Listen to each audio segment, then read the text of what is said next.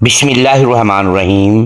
السلام علیکم ناظرین اکرام، کیا آپ جانتے ہیں کہ کچھ خوش نصیب ایسے بھی ہوتے ہیں جن کے جسم مٹی میں دفن ہونے کے بعد بھی کبھی خراب نہیں ہوتے، اور نہ ان کے جسم کو مٹی کھاتی ہے، نہ وہ سڑتے ہیں، بلکہ وہ اپنی حالت پر سلامت رہتے ہیں۔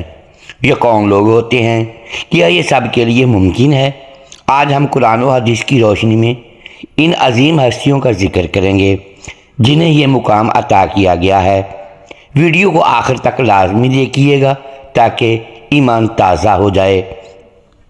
نمبر 1، نبی پیغمبر۔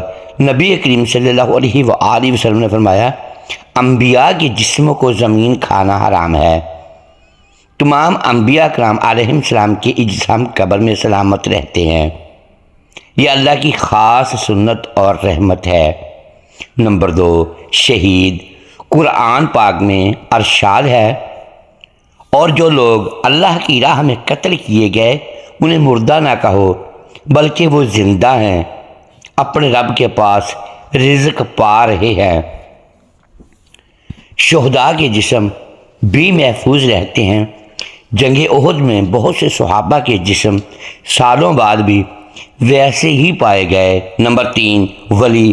اللہ کے نیک بندے، اللہ تعالیٰ کے محبوب زاہد عابد بندے جنہیں اولیاء اللہ کہا جاتا ہے، ان میں سے بعض کے جسم بھی مٹی خراب نہیں کرتی۔ ان کے دل تقوی، ذکر اور اخلاص سے بھرے ہوتے ہیں۔ یہ اللہ کے دوست ہوتے ہیں۔ نمبر 4، عالم دین، علماء حق۔ رسول اللہ صلی اللہ علیہ وآلہ وسلم نے فرمایا، علماء انبیاء کے وارث ہیں۔ علماء اگر علم پر عمل کرنے والے ہوں تو بعض کو اللہ یہ عظمت دیتا ہے کہ ان کے اجسام بھی سلامت رہتے ہیں۔ نمبر 5، باعمل حافظ قرآن۔ وہ حافظ قرآن جو قرآن کے احکام پر عمل کرتا ہے، اس کی زندگی قرآن کے مطابق ہوتی ہے۔ تو روایت کے مطابق ایسا شخص بھی اللہ کی خاص رحمت کا حقدار ہوتا ہے۔ اس کا جسم مٹی میں محفوظ رہتا ہے کیونکہ اس کے سینے میں اللہ کا کلام محفوظ ہوتا ہے۔ نمبر 6، اللہ کی رضا کے لیے اذان دینے والا۔ مسجد میں اذان دینا عبادت ہے اور اللہ تعالیٰ اس عمل کو بہت محبوب رکھتا ہے۔ حدیث کے مطابق اذان دینے والے کی آواز کی حد تک ہر چیز اس کے لیے گواہی دیتی ہے۔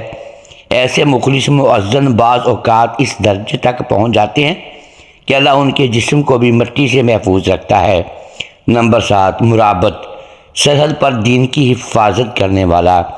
مرابط وہ شخص ہوتا ہے جو اللہ کے دین کے لیے سرحد پر پہرا دیتا ہے۔ رسول اللہ صلی اللہ علیہ وآلہ وسلم نے فرمایا، رباط کا ایک دن دنیا و مافیا سے بہتر ہے، اور مرابط کو موت کے بعد بھی مسلسل ثواب ملتا ہے، اور بعض احادیث کے مطابق ان کے جسم محفوظ رہتے ہیں۔ نمبر 8، تعاون میں وفات پانے والا۔ اللہ کی رضا پر راضی رہتے ہوئے نبی کریم صلی اللہ علیہ وآلہ وسلم نے فرمایا، تعاون میں وفات پانے والا شہید، لیکن شرط یہ ہے کہ وہ اللہ کی رضا پر راضی ہو، صبر کرے اور اپنے رب پر توکل کرے۔ نمبر 9، وہ شخص جس نے کبھی گناہ نہ کیا ہو۔ ایسے لوگ نایاب ہوتے ہیں، مگر اگر کوئی واقعی گناہوں سے بچا ہوا ہو تو وہ اللہ کے اتنے قریب ہو سکتا ہے کہ اللہ اس پر اپنی رحمت کرے کہ مٹی اس کے جسم کو نہ کھائے۔ نمبر 10، بہت زیادہ ذکر کرنے والا۔ حدیث میں آیا ہے، کیا میں تمہیں ایسے عمل نہ بتاؤں جو تمہارے لیے سب سے بہتر ہے؟ وہ اللہ کا ذکر ہے۔ جو شخص کثرت سے اللہ کا ذکر کرتا ہے اس کا دل نور سے بھر جاتا ہے، اور ایسے لوگوں کو اللہ قبر میں بھی عزت دیتا ہے۔ تو میرے پیارے بھائیوں اور بہنوں، یہ مقام کسی خاص قبیلے، قوم یا حسب و نسب سے نہیں ملتا۔ یہ خالص نیت، عمل اور اللہ کی رضا کے لیے قربانی سے ملتا ہے۔ ہمیں چاہیے کہ اپنی زندگی کو تقوی، نیکی اور اخلاص سے سجائیں، کثرت سے ذکر کریں، قرآن کو پڑھیں، اس پر عمل کریں اور اپنی نمازوں کی حفاظت کریں۔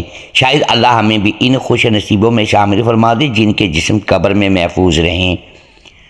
محترم ناظرین، امید ہے آج کی یہ ویڈیو آپ کو پسند آئی ہوگی۔ ناظرین گرامی، اگر ہم اس ویڈیو میں الفاظ کی درستگی دانستہ یا دیدہ دانستہ درست نہیں کر پائے تو ہم آپ سے معذرت خواہ ہیں اور اللہ کے حضور معافی کے طلبگار ہیں۔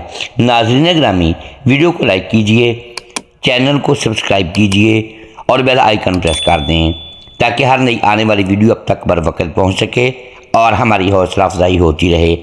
اگلی ویڈیو تک کے لیے اجازت دیجیے گا۔ شکریہ۔ اللہ حافظ۔